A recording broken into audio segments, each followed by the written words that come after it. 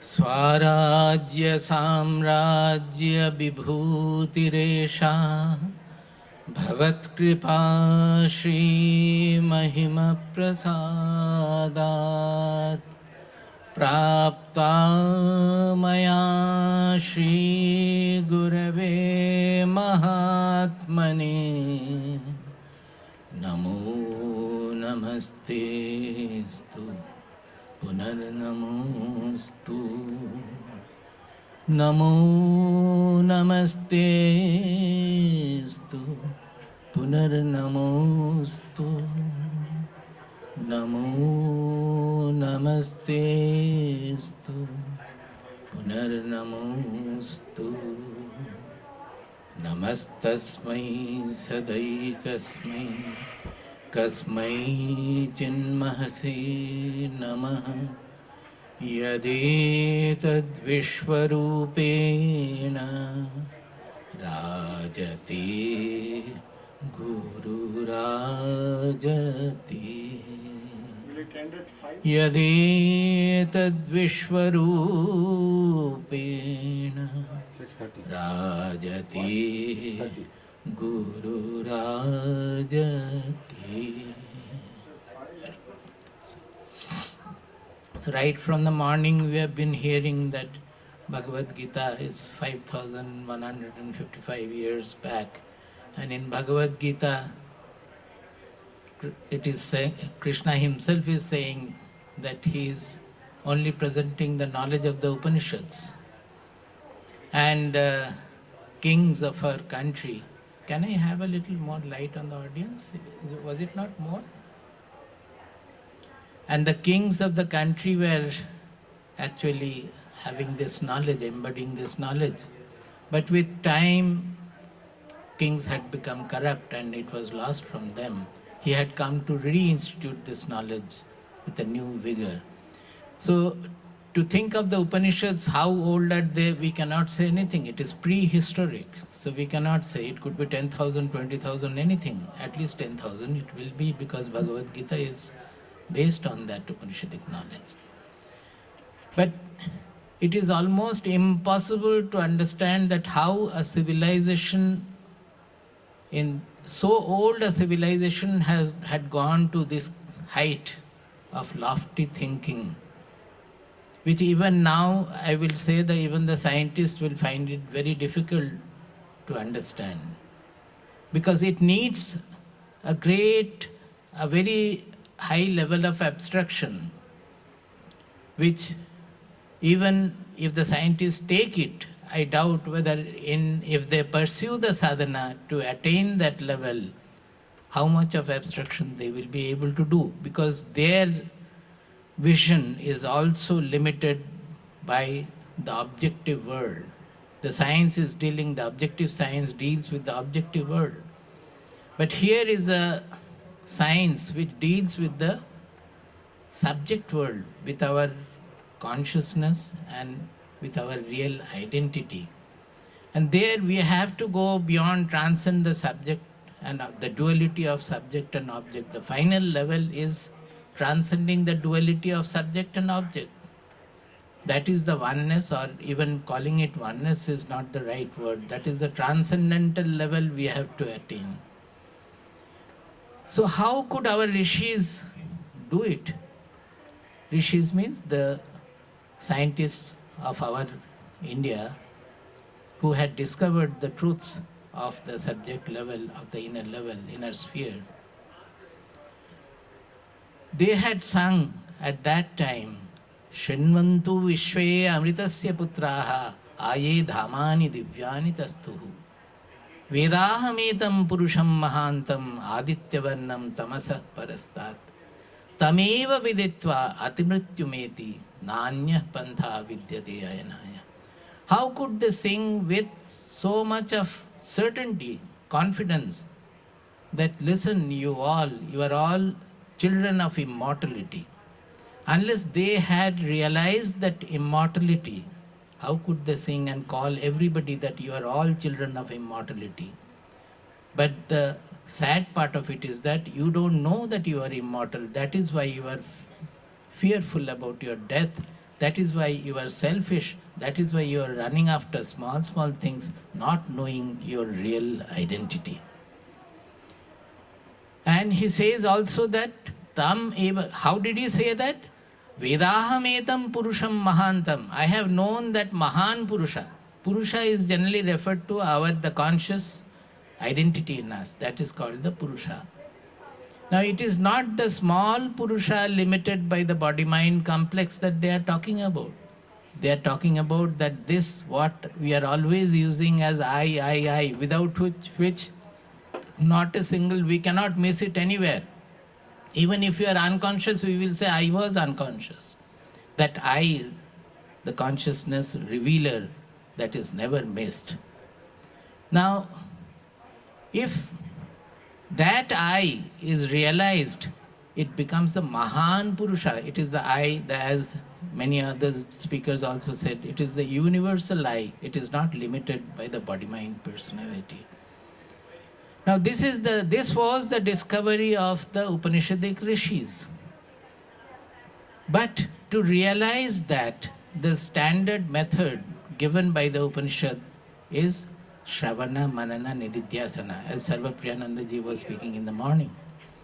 That you listen to the truth, you think, you meditate upon it, you ponder over it, you analyze it till your intelligence becomes satisfied, and then finally contemplate on the truth till you become one with the truth. So, that was their method.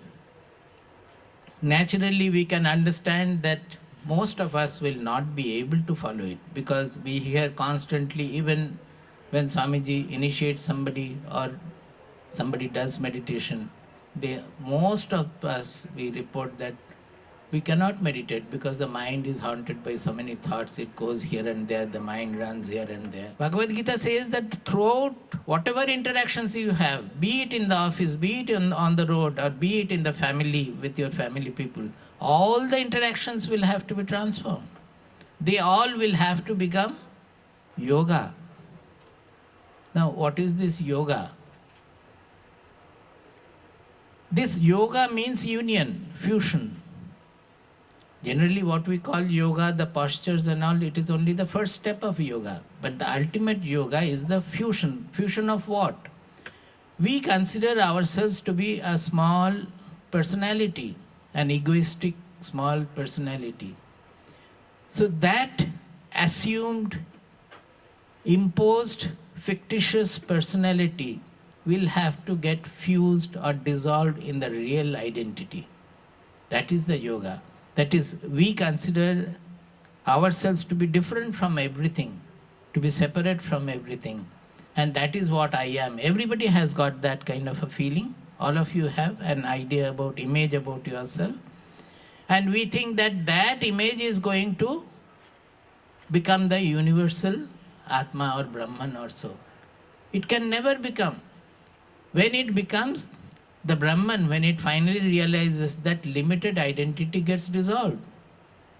So this fusion of the small identity, the egoistic identity, into the real, universal, transcendental identity is the yoga. Now, Bhagavad Gita presented various methods which can be utilized together or separately by one. Somebody may take this, somebody may take that. But everything will finally take us to this final goal, which is the Upanishadic goal, which the Upanishad promises. Bhagavad Gita also takes us to that. That was the greatest contribution of Bhagavad Gita. Now, what is the hindrance towards this? We have to analyze that, understand that, and lead our pursuit in that manner. That is why we have given step-by-step method or pursuit. Step-by-step pursuit Bhagavad Gita has given in various chapters, in various ways. I just wanted to point out one or two. Remember, I spent a lot of time here. In 2 times here. third chapter, he is saying... I mean, I have to, but... just one second. Time has to be... Pakka na, bolna pehle, I have to make time. Arjuna is asking, Atha kena prayuktoyam papam charati purushaha anichannapi vashneya baladivanyoditaha. This is all the problem for all of us. That we want to become good, we want to love everybody, we want to become non-selfish, we want to embrace the whole world, but we are not able to do. I mean, I know they cannot do it. We don't want to hurt anybody, but we end up hurting people. We don't want to become egoistic, but in our behavior we find that we have become If you egoistic. got married, so it's Papa, generally in moral, in the ritualistic religious practice, that papa and punya are two different. That is, papa means good work and punya means something evil work. But in spiritual pursuit, papa has a different meaning. Both punya and papa of the religious sense are papa in spiritual pursuit. How? Because suppose you are doing lot of social work, doing lot of work for the helping people also. But by that, if your ego gets strengthened, I have done so much, I have done this, I have done that. Social workers may have a greater ego even. Or suppose you do puja and by that your ego gets more strengthened. Your ego becomes more constricted. Then also that is papa. Papa means whatever is limiting us, whatever is constricting us is papa. And whatever is expanding us, whatever is taking us towards the universal identity is the real punya here. That means spirituality means we think now I am small, I am limited by this body-mind complex. And the ultimate is I am universal. So the real spiritual pursuit is whatever expands us. How will you know that I am expanding? We have to look within. Suppose I am not able to speak to a person, I dislike so much that I don't want to speak to him. I find it difficult to speak to him. Is it not I am limiting myself, not being able to spread amongst the others? That somebody somewhere, if I see him, my face becomes grim. I don't want to look at him also. So this is constricting my mind. It is making my mind small. Now somehow you try to embrace him and love him and somehow to get over the dislike I have for the person. Then what happens? If you look into your mind, you will find that you have great joy of expansion. Is it not so? Huh? So it is true of everybody that whenever we can expand ourselves, that is why you get lot of joy in a teamwork. If your ego doesn't hinder there, if you work in a team, you will find you will get much more joy than working alone. Why? Because by doing that, we expand. So whether mind is expanding or not, the emotions are expanding or not, we can always find out by looking into our mind. Looking within, we can find out what is happening. So whenever we look within and find that this is expanding my mind, then I am on the right path, spiritual path. Because by expansion, I am coming closer and closer to the real soul, real identity. Is it clear or not?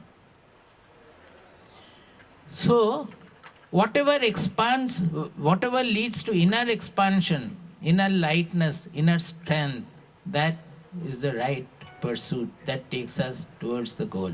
And whatever constricts our mind, whatever makes the mind weak inside, heavy inside, is taking us away from the goal. Now, when we get that fulfilled, we get a little joy, we get some happiness. So we think that the fulfillment of the desire has given me the joy. Is it not? But if we think well, what is happening when the desired object is had? For a certain time, the desire is no more there in the mind. It has subsided. And the joy is there till another desire or another fear takes over the mind. It is only up to that. Suppose you wanted a building and you have made a building. When you enter, you are very happy that your desire has been fulfilled. But from next day onward, the whatever things are going wrong, you have to repair this, repair that, or so many other things. You have forgotten that want is no more there, that has been fulfilled. So other desires take over and you lose your joy. The joy is no more there. Am I clear? Or? So in fact, what is happening is the desire or fear, they are also same.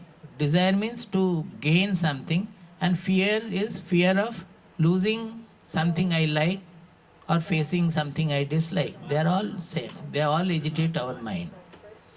So because of the agitation created by desire and fear, we are not able to have the placidity or the happiness which is always there in our mind, always there within, in our soul. It is a parameter of our soul, I can say. How can I say?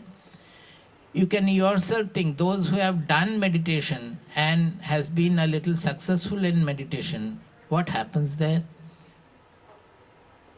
When do you get the blissfulness or the joy in meditation?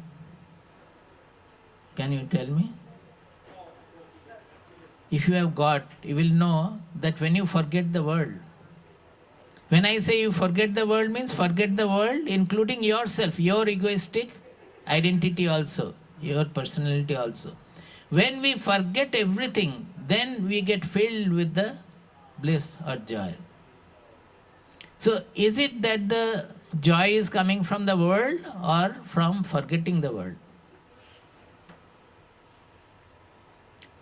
Similarly, in sleep, when if we have a deep sleep, when there is no dream also, then getting up we feel very comfortable, we feel placid, we feel peaceful.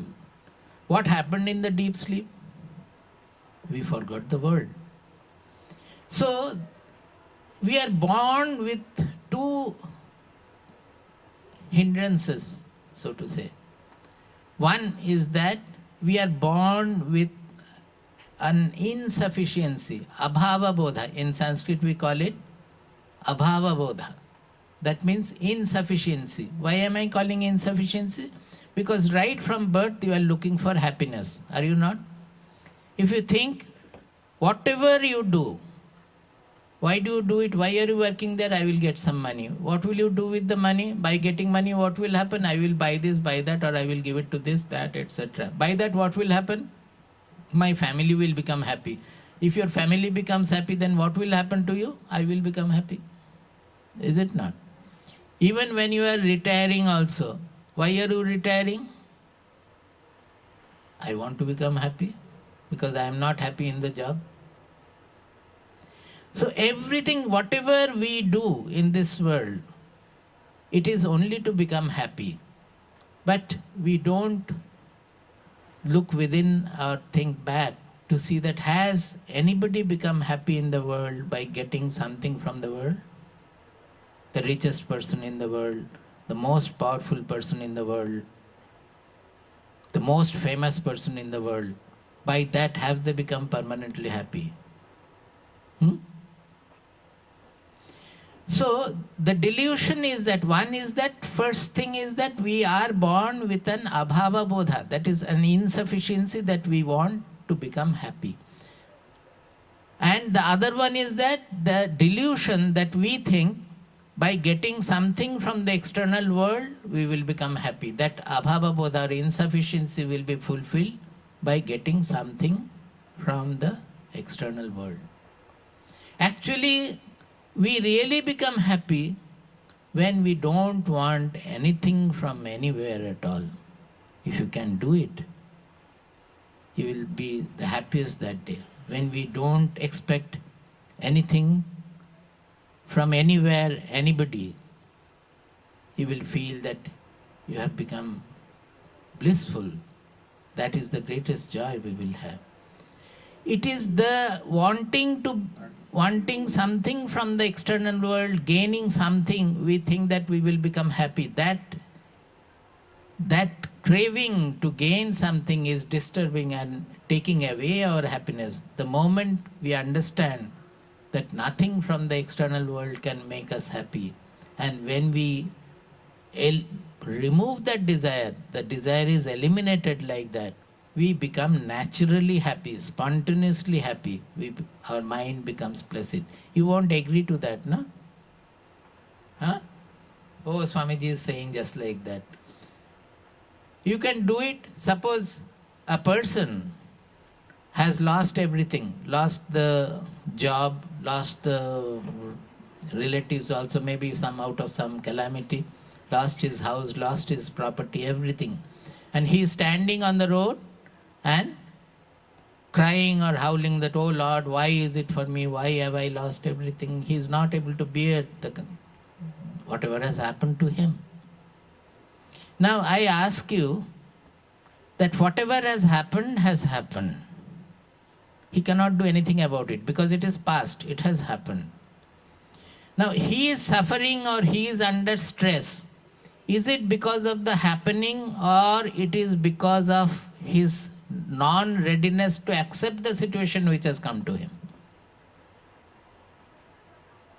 It is the mind's non-readiness to accept the situation which has happened. I can give a parallel example. Say for a sannyasin like us, a monk, who deliberately left his job, left his profession, left his money, whatever wealth he had, left his relatives, and walks off from the house. He is also standing on the street, losing everything.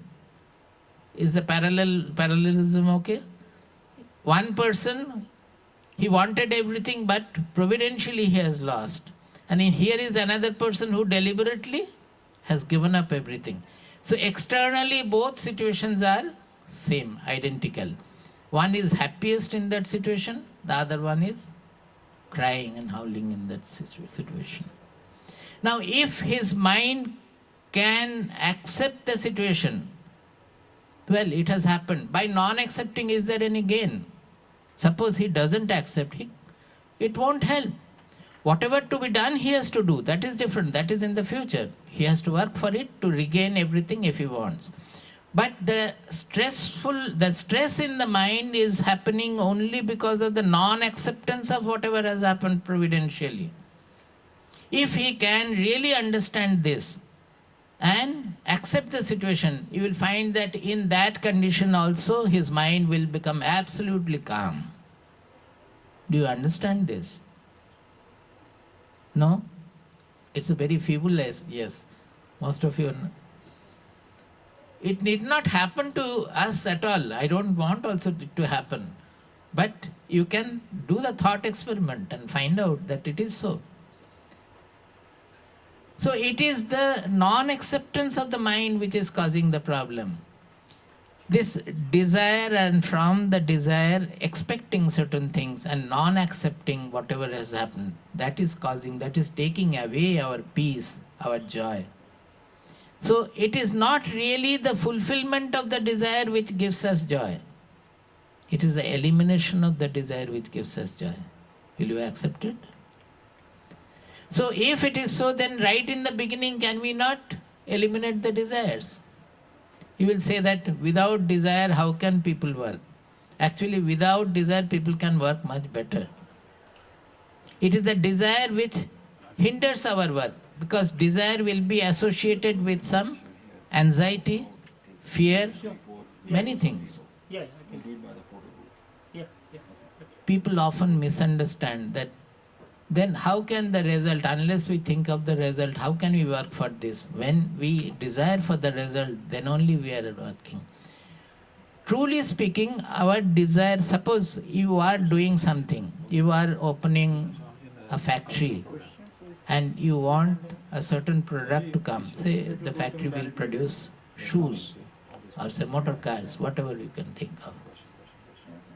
Now, the objective level, the factory has to be made in the manner that it produces the desired item, the whatever it is meant to. If it is for motor car, it should produce the motor car which will be sellable. At that time, when after 5 years it starts the production, it should have the proper market. Everything has to be analyzed properly, thinking about the result. It is not that when the result is had, no, I don't want the result. And Bhagavad Gita doesn't say that at all. Here, Bhagavad Gita, what it says is that not the objective result, but with the objective result, we have associated one subjective item. What is that? When it produces the motor car, it will sell very well in the market and I will have lot of money from it and then I will become happy. This last one, that it will give me happiness. That is the desire Bhagavad Gita is pointing out. That is the result, the subjective result Bhagavad Gita is pointing out. About the objective result, can there be any doubt? Objective result can never be renounced. It will follow the causality in the objective sphere. Suppose you drove towards this hall. Every moment you are driving towards the hall, are you not nearing the hall? And the ultimate result is reaching the hall. Will you say that, no, I don't want the result, I did not want to come here? Because you wanted to come here, you drove in that manner and you have reached. Now, the point is that suppose you had associated that after reaching this will happen, that will happen, people will speak and I will be very happy listening to that, I will become great jnani listening to that. All those result and that will make me happy. And suppose the situation is not like that, then you will become unhappy. So truly here the desire is not related with the objective result. With the objective result we are associating, I will become happy. There lies the problem.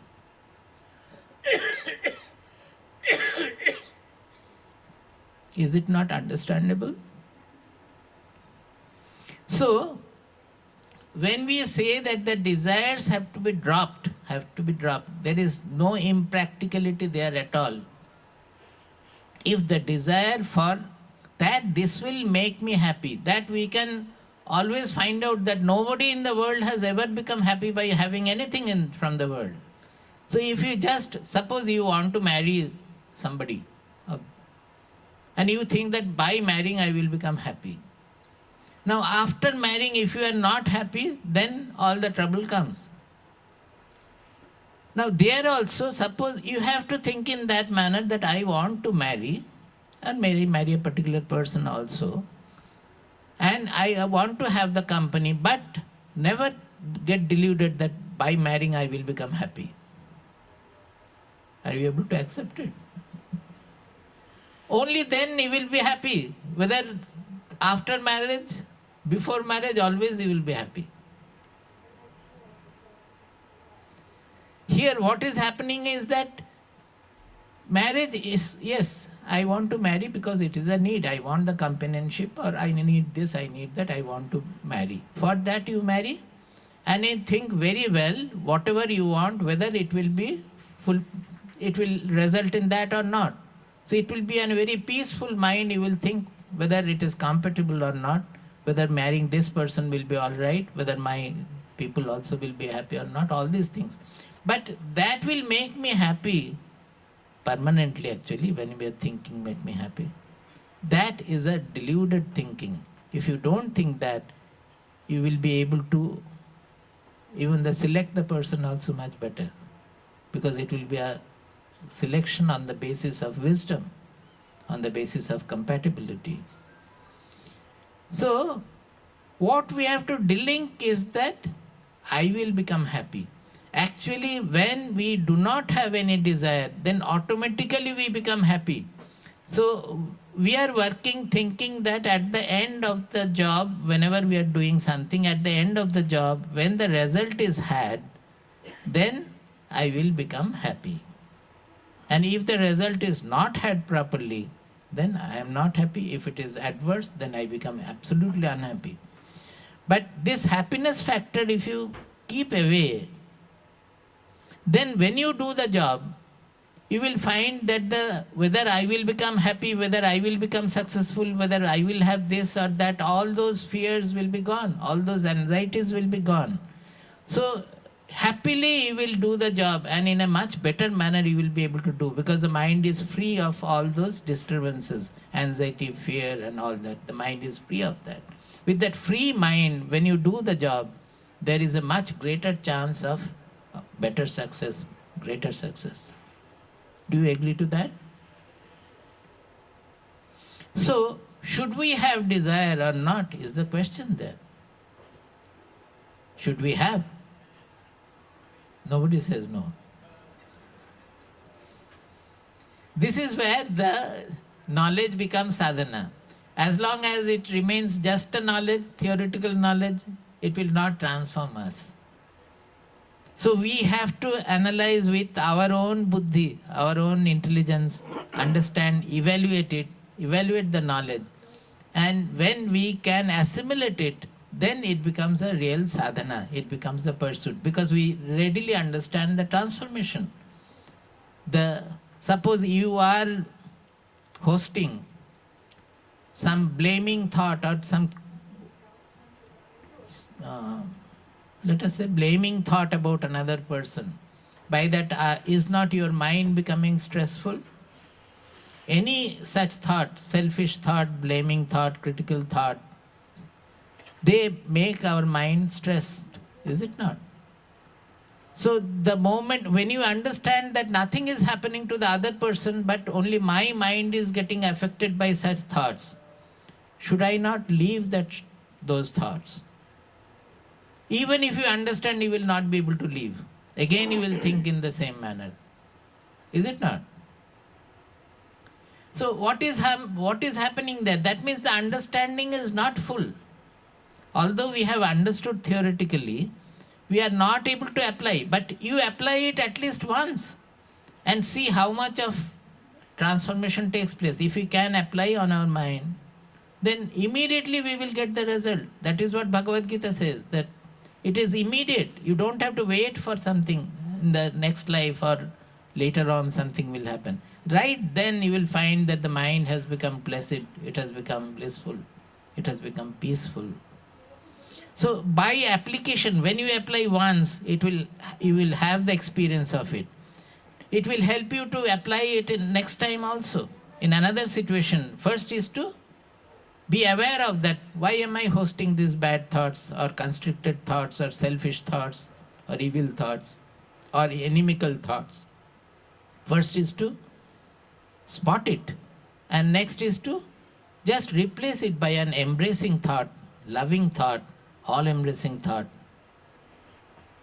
liberal thought. It is saying. We have to understand that it is not anything impractical that the Bhagavad Gita is saying.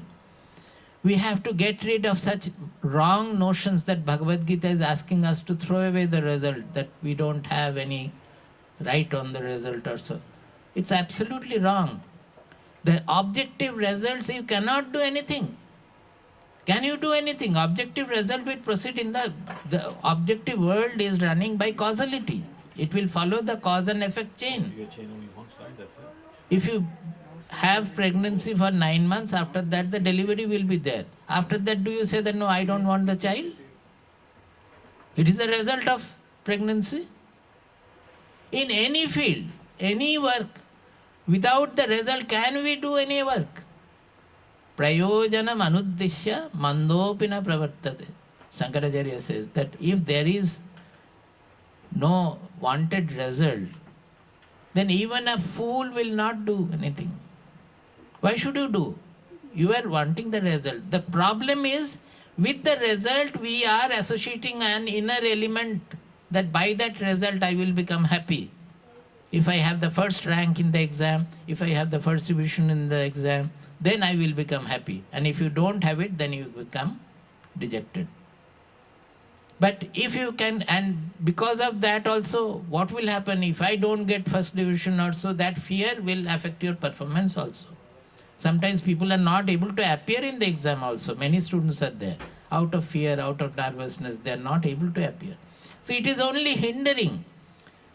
Without that, you study well.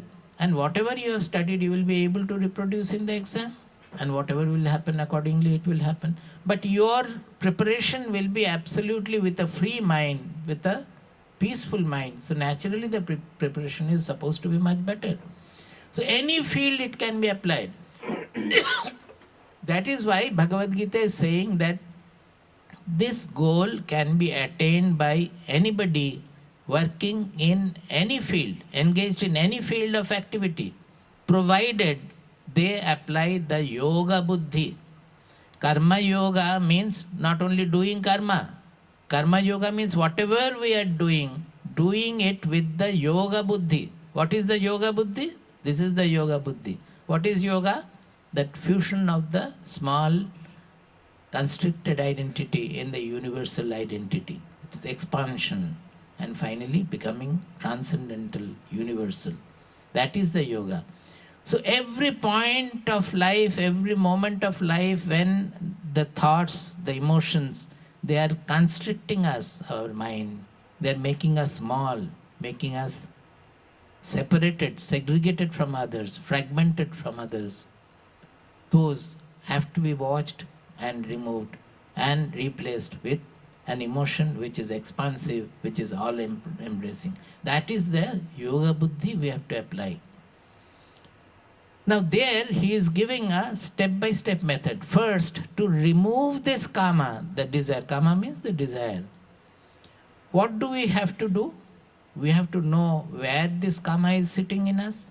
It is to do only with the internal being. Nothing, Bhagavad Gita has nothing to do with the exterior world at all. Exterior causal, the world will be following according to the causal chain. Bhagavad Gita has nothing to say about it. So he is saying, Indriyani mano buddhi asyadhisthana muchyate. It is 40th verse, 3rd chapter, 40th verse.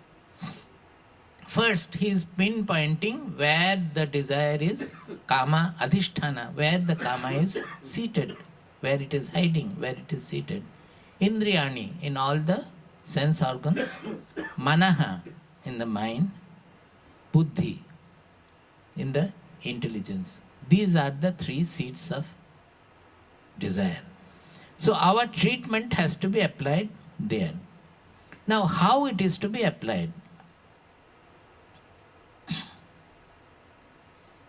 Indriyani paranyahuhu indriyebhya param manaha manasastu parabuddhi yo buddhe paratastu saha. 42nd verse of 3rd chapter. Evam buddhe param buddhva samstabhyatmanam atmana jahi shatrum mahabaho kamarupam durasadam. In 2 verses he has completed the whole process. Normally what is happening? Our sense organs are interacting with the world and becoming slave to the world. I am told that in America nobody likes the word slave. So our title was something else. It was winning over slavery or so. So Namrata said that nobody likes slave, so we make it towards freedom and fearlessness. Actually it is the same. Freedom means from release from the bondage.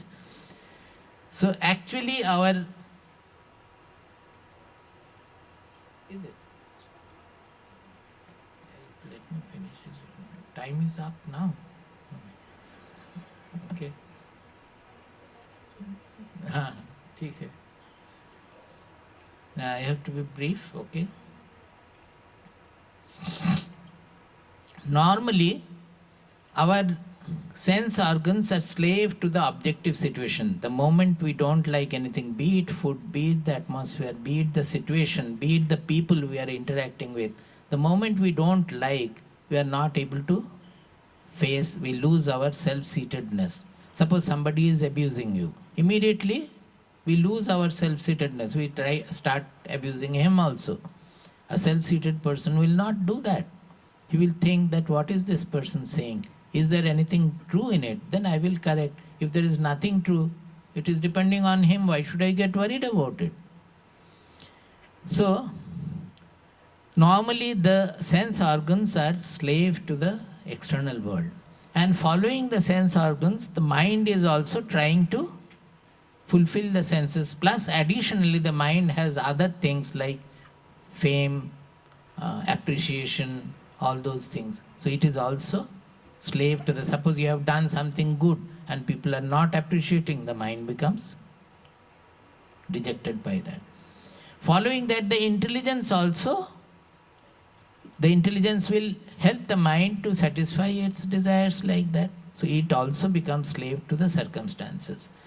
So the whole being is slave to the circumstances. Because of what? Because of our ragadvesha, that we cling to what we like and we hate what we dislike. So the whole being is actually slave to the external situation. What Bhagavad Gita wants us to do is to reverse this chain. I think this is there in my article because I am now not able to finish anything. So the souvenir is there. There I have discussed this in souvenir, all of you have. There the article I have written about it, so you can see in a much more detail there. Something I have to finish, otherwise where is the question of Q&A? But then also I don't have much time. So we have to reverse the chain. For that, Bhagavad Gita is giving us the guidance. What is that? Indriyani paranyahu indriyebhya param manaha. Indriyas are very powerful in their action. It is understood, it is accepted that they pull us here, there, etc. Sense attractions, they pull us and push us also. But he says that indriyebhya param manaha. But compared to the sense organs, the mind is still at a higher position, because without the assistance of the mind, the sense organs cannot do anything. So, but how will the mind work on the indriyas? If the mind is already haunted by the desires, it is slave to the external situation, how will that mind work on the senses to relieve them of the slavery? It cannot do. So he is pointing out, manasastu para buddhi. To treat the mind, you go to take the help of the intelligence, because the intelligence will guide the mind that this will make you bound and this will make you free. It will give the proper guidance, and with that mind, the mind will work on the sense organs. Now, but the intelligence also is a seat of desires, he has said earlier. Indriyani mano buddhi asyadhisthana uchyate. So when the desire is sitting in the intelligence also, how will that intelligence guide the mind properly? Because it will not be able to guide the mind properly. It is also haunted by the desires. There he points out the yo buddhe paratastu saha. There is something transcending the buddhi also. Here comes spirituality. Till this buddhi part, everything is fine. But he says that buddhi also has to be purified, has to be treated. How do you treat it? By knowing that which is transcending the buddhi. There is something still superior. And evam buddhehe param buddha. How will you know that superior, that transcendental thing? That also has to be understood by the buddhi. Buddhehe param buddha, by the intelligence. By purifying the intelligence, we have to understand that which is still superior to the buddhi. That is the soul. Evam buddhehe param buddha samstabhya atmanam atmana jahi shatrum mahabaho kamarupam durasadam. That getting anchored in that soul, which is even transcending the buddhi, we will be able to win over. Now, how it is the whole chain is getting reversed? The buddhi is getting anchored in the real identity, knowing that, what did I say? Looking within and finding out the situation. Is it resulting in internal expansion, strength, lightness? Or is it resulting in internal constriction, contraction, heaviness? The buddhi can judge that. So that is why are we saying that it is anchored in the soul? Because the soul is the ultimate of the expansion. It is universal. So whenever we test that, but by doing this, is there expansion or contraction? That is the buddhi's job. When it is anchored in that, we call it viveka buddhi. Actually, truly speaking, viveka buddhi is when the buddhi, otherwise we call it vishaya buddhi. As long as the buddhi is slave to the world objects and their attraction and repulsion, we call it vishaya buddhi. When it is anchored in the soul, we call it viveka buddhi. So the buddhi will be anchored in the soul, it will be guided by the soul, and that buddhi will guide the mind. And that mind will guide the sense organs. Can you show the first slide, I think, the chariot? So that is the changing of the order by which we will win over the slavery which we are suffering from. Oh, it is not shown here? It should come here, no? Is that the top one? That's right. It's talking about? Yeah, it's not working. That black thing, right? It's not working. See, here the 5 horses. This is from Kathopanishad. 4-5 verses in Kathopanishad are there like this. The 5 horses, they are representing the senses. And the rein, the lagam, that is the mind. The charioteer is the intelligence. And the whole chariot is our personality, body, mind, personality. The body. Now, where the chariot has to go where? Who will decide that? Tell me. Not the charioteer. He has to ask the master of the chariot, who is sitting, the owner of the chariot, the master of the chariot, sir, where do you want to go? He has to ask him. And according to that, he has to guide the chariot. This asking the master of the chariot, this master of the chariot is our soul. That means our transcendental, infinite identity, our universal identity. So every time asking the master of the chariot means testing it against our universal identity. That will it lead me to expansion or will it lead me to constriction? By doing this, my selfishness will increase, ego will increase, or it will get dissolved. The selfishness will get dissolved. That is the charioteer consulting the master of the chariot. So according to that, the charioteer or the intelligence will order the mind. That is the rein. And the mind will control the senses. And the senses will take us anywhere in the world we want to go. This is the order of the chariot by which it will reach the goal. But primary necessities are there. Next slide.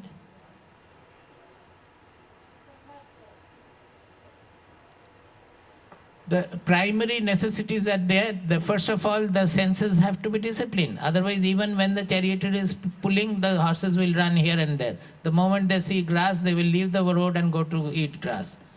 So they have to be disciplined. The senses have to be disciplined. That we do right from the beginning, right from childhood, we learn the lesson of disciplining our senses. That's the first requirement.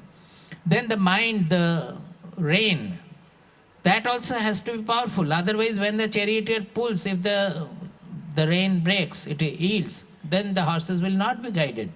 So the mind has to be given proper mental discipline.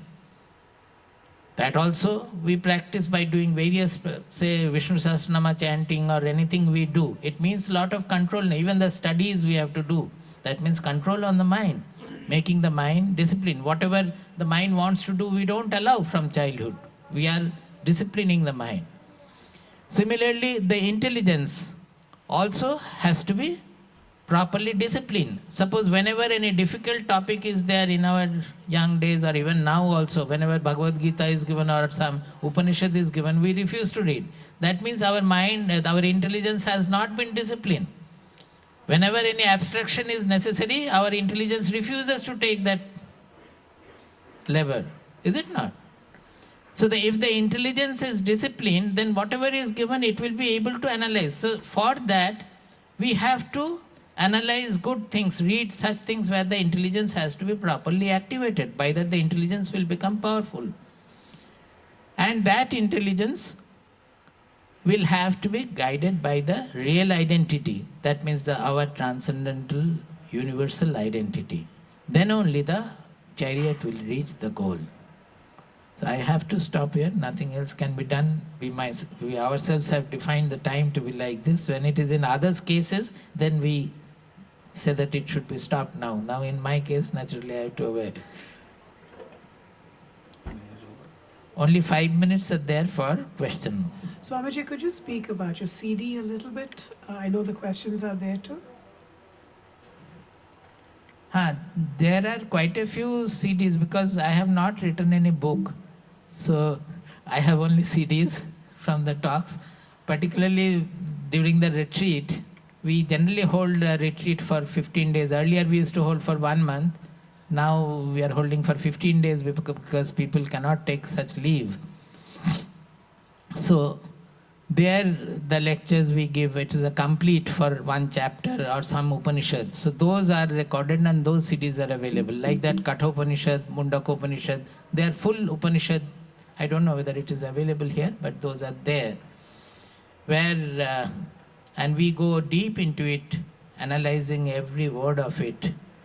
So it takes quite a long time to discuss such topics. Like that Bhagavad Gita also, we have the 13th chapter, 15th chapter, 14th chapter with 18th chapter, 3rd chapter, like that, those are there. And this, what she has given is a revolutionary message for transforming life. This is the introduction to all those. But definitely the 3rd chapter, any of the chapters, of course, it's the same thing, but 3rd chapter is particularly, I think, will be, and also 14th chapter where the Gunatraya is there. Because finally our sadhana is this, the Sattva Guna, Rajoguna, Tamoguna, to become Sattvika. To change all our habits. Not only the ahara doesn't mean only the food we take with the mouth. Whatever we take in, the inputs, they are all aharas. This ahara shuddhi is extremely important to have a proper, as I discussed just now, a pure mind, a pure intelligence. Any input we take, we are taking inputs through the eyes, whatever we are seeing, ears, whatever we are hearing, they all have to be more and more sattvika. And the most important input is what we are taking in our mind and intelligence. By reading such things, whatever we read, that directly goes and builds our mind. That is the food for the nourishment for our mind. So, how we can become more and more sattvic, those are in detail discussed in that 14th chapter, by changing our habits, because that is the basic sadhana we have to do. This guna constitution in our personality will have to be changed. That is the basic sadhana we do. Anything else? Here. Where's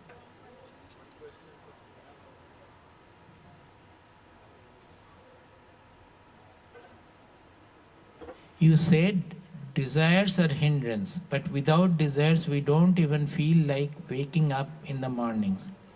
Secondly, how can we forget the world to stay in the state of happiness? To survive in the world, we better not forget the world, isn't it? These are all correct.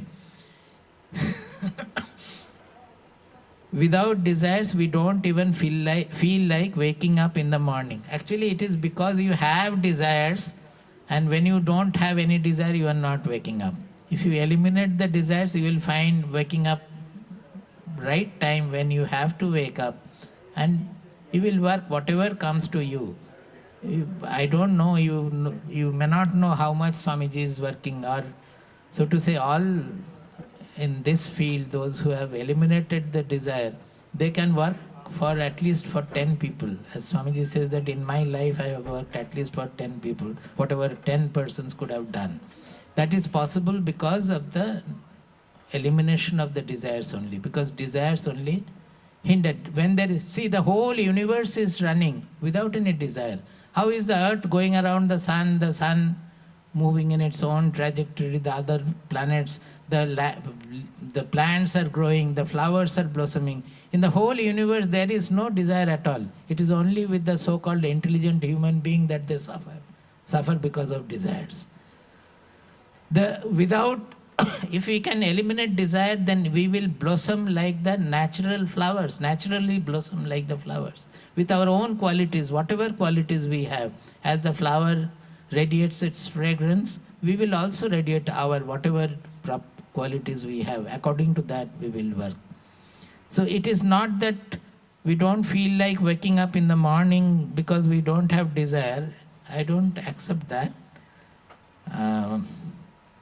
Because you are always thinking that I will do everything motivated by desire. But when you eliminate the desire, you become spontaneously working according to whatever comes.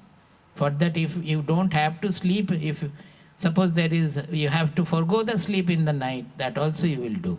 Now you will do it, but only for desire. Suppose the doctors will do because they will get money also, or some work has to be done.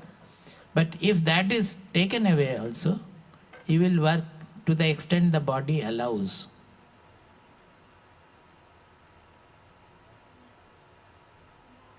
Hey, everybody does like that. Just before coming, I am writing a book. This is my first book going to be. People may call it coffee table book, which I hate. It is not a coffee table book at all. It's a book looking like a coffee table book, but it has got extremely substantial text in it, which I have written. That is the only thing I have written, perhaps. And has got lot of pictures. It is on Swamiji. The book name is A Great Association. It is on Swamiji's life and his movements, social movements. And I have analyzed what are the qualities in a Mahatma, how the childhood discipline blossoms like in his later days, all these things. It's a very deep presentation and analysis of a Mahatma's life. So we have called it a great association. To prepare this book with so many photographs and relevant positioning of them, recently, just before coming here, I had to go to Bangalore for about 14 days, 13 days or so. So 12 days I have worked there from early morning till 11 o'clock, 11:30 in the night. Every day I used to go to the printer's office and sit there and work. So Pankaj told me that you mentioned about it. So I was working not with the desire that I will become famous by writing the book, or I will be given Nobel Prize because of that, or anything of that sort. I felt that it is necessary for the people to understand how the association of a Mahatma has to be utilized. A great association means we think that when earlier first we worship God, and thereafter when we come to the association of a Mahatma, if we like him, if we are impressed by his qualities, actually we put him also in a photograph in the home and start worshipping him. That will not give us any benefit. We have to understand what are the qualities that makes a person a Mahatma, to understand a Mahatma, and we have to cultivate those qualities. So the whole book is on that understanding a Mahatma and how we can be inspired by the qualities. So it is a call for which I have written it, not because of any desire or anything. If I had the desire for writing books, I have written so many other things. I have not written like that. It became necessary, I have written. Similarly, many other things also I may write when it comes spontaneously. We forget secondly, how can we forget the world to stay in the state of happiness? No, not that. What I said is that it is only to point out to you that when the mind is desireless, you get the happiness. This is a very important point, because people should not misunderstand that. When you are forgetting the world, you get the greatest happiness. That means at that time no desire, no anxiety, no fear is working. Similarly, in the active state, interactive state, also, that not a meditative state, there also if you can eliminate the desire, the desire elimination means parallelly there will be no fear also. So you will be in the freedom and fearlessness that will be there. So you will be happy even while interacting. Is it clear? To survive in the world, we better not forget the world. No, all these things are correct. While in the world, how can you forget the world? You cannot do anything then. The body has been given the mind and the sense organs to remain active in the world. It will act in the world. What I am saying is only that if the desires are left, then all your activities will become like the natural blossoming of a flower. You will be very much active, spontaneously active. But whatever you do, you will be doing out of joy, not looking for joy. Then, this is all. Shall I stop? I have to stop. Thank you, Swamiji.